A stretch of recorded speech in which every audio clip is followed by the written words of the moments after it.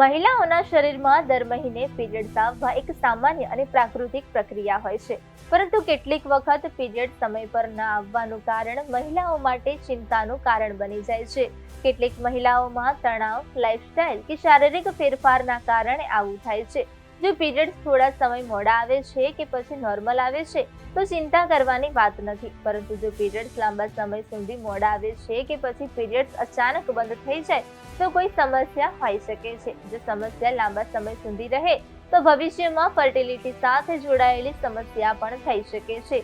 તો તરત જ ડોક્ટરનો સંપર્ક કરો. આ માટે તમે સંતુલિત અને પૌષ્ટિક ડાયટ લો, તણાવ ઓછો કરવાનો પ્રયત્ન કરો, નિયમિત દિનચર્યા અપનાવો તેમજ પૂરતી ઊંઘ લો, નોર્મલ કસરત કરો. જો લાંબા સમય સુધી આ સમસ્યા રહે તો ડોક્ટરનો સંપર્ક કરો.